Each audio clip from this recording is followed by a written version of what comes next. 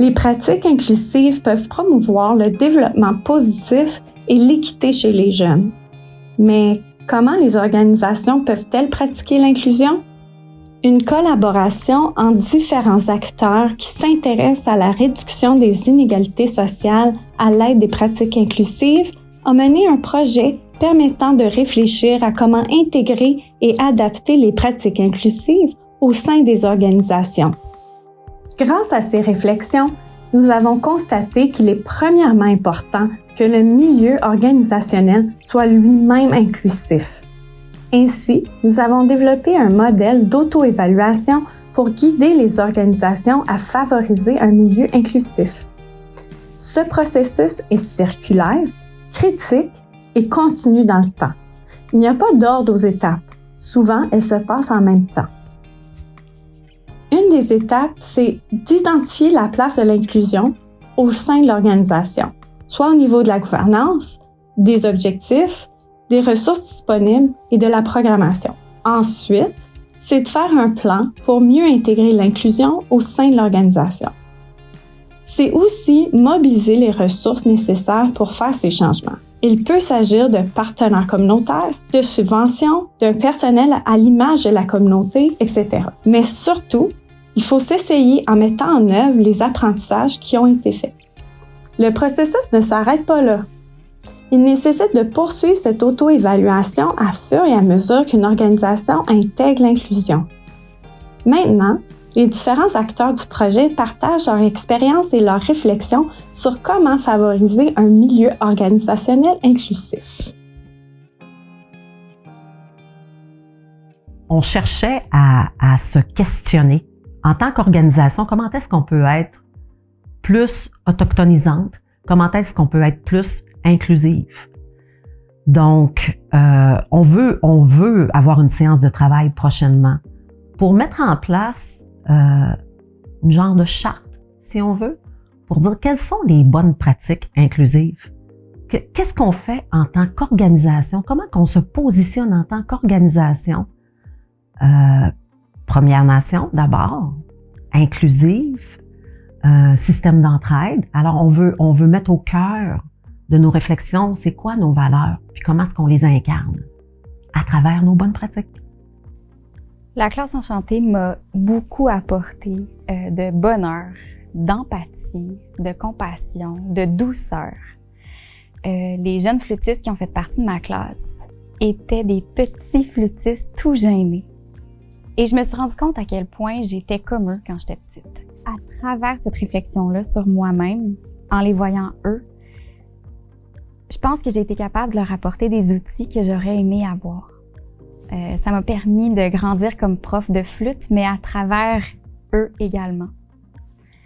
Ouais, j'espère que je leur ai amené des outils de plus.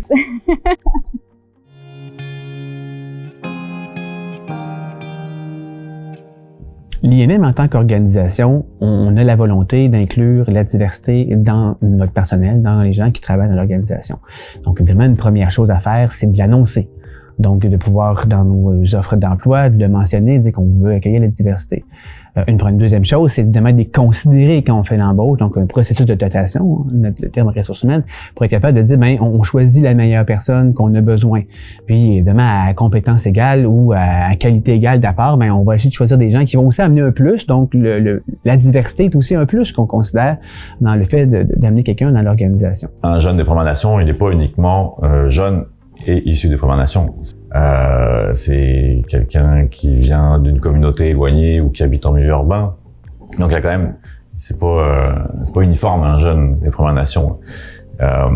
Puis on aimerait creuser encore un peu plus loin justement. Est-ce que notre cercle là, à l'heure actuelle, il est suffisamment représentatif de la diversité qu'on peut avoir au sein de la jeunesse des Premières Nations. Donc, on n'est pas encore rendu là, mais on peut encore aller plus loin en termes d'inclusion.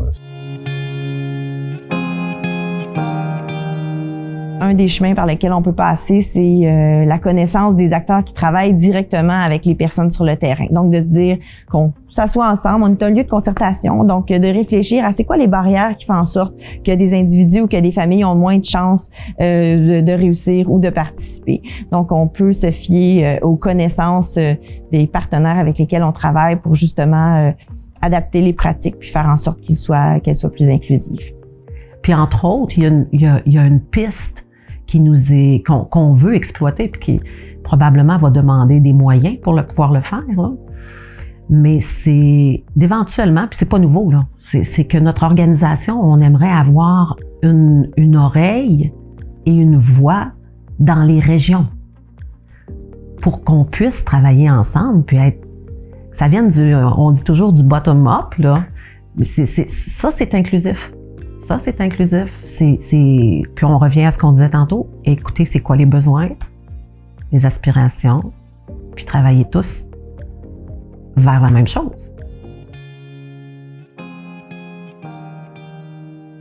À l'INM, dans une volonté d'adopter des pratiques inclusives dans l'organisation, on a aussi l'approche d'inclure des gens qui sont de la diversité dans la conception des activités. Donc, c'est pas parce qu'ils sont pas employés de l'organisation qu'ils peuvent pas participer à la création d'un programme ou d'une activité. Donc, on est dans l'approche par et pour les jeunes, par et pour une collectivité. Donc, ça peut être, par exemple, la mise en place d'un comité de programmation, d'un comité de pilotage. L'idée, c'est d'amener des gens qui sont concernés par l'activité à concevoir avec nous l'activité. Donc, pour modifier les pratiques puis s'assurer qu'elles soient plus inclusives, il y a aussi les personnes eux-mêmes qu'on peut sonder. Il y a rien de mieux que de savoir, par exemple, un projet qui vise les adolescents, qu'est-ce qui fait en sorte qu'il vient ou qu'il ne vient pas à l'activité? Est-ce que c'est une question de distance? Est-ce que c'est une question d'heure? Hein? Parfois, ça peut juste être ça, de se dire, bon, les adolescents, si on met quelque chose à 9h le samedi matin, ils vont pas venir. Si c'est à 13h, ils vont venir. Donc, ce genre de choses-là. Une autre approche pour aider à l'inclusion des jeunes dans le fonctionnement d'une organisation, c'est dans sa gouvernance. Donc, c'est le conseil d'administration. Le conseil d'administration, évidemment, est souverain de sa composition, mais il existe souvent un comité de gouvernance dans le conseil qui, lui, veille à la composition du conseil d'administration. Et cette composition-là, évidemment, vise une diversité. On veut une diversité d'expertise, on veut une diversité de points de vue. Et donc, le fait de cibler, d'avoir des personnes plus âgées et des personnes plus jeunes amène cette diversité-là. Donc, il y a une pratique dans les conseils d'administration de viser à la fois des compétences, mais une diversité de points de vue pour améliorer la participation, dans ce cas-là, des jeunes. Qu'est-ce que moi, je voulais dire là-dessus? Puis c'est un peu le constat qu'on fait à la Fondation. On veut avoir des pratiques inclusives. Puis, entre autres, surtout pour la jeunesse. On travaille pour les jeunes, on veut avoir une pratique inclusive pour la jeunesse. Donc, on a mis sur le siège du CA de la Fondation un siège pour la jeunesse. Mais il est toujours inoccupé. Ouais. Puis, on essayait de comprendre pourquoi il y a cette non-participation, dans le fond. Puis, on se dit que c'est que les jeunes ne sentent pas qu'ils ont leur place. C'est à nous de leur faire sentir qu'ils ont leur place, qu'ils sont écoutés puis entendus. Favoriser un milieu organisationnel inclusif, ça ne se fait pas du jour au lendemain. En réalité, il y a souvent de l'essai-erreur. Même si ça prend du temps, ça vaut la peine parce qu'un milieu inclusif vous permettra d'innover et surtout d'offrir aux jeunes de divers milieux plus d'opportunités pour s'épanouir. Donc, pour être inclusif, il faut continuellement se re-questionner et s'adapter.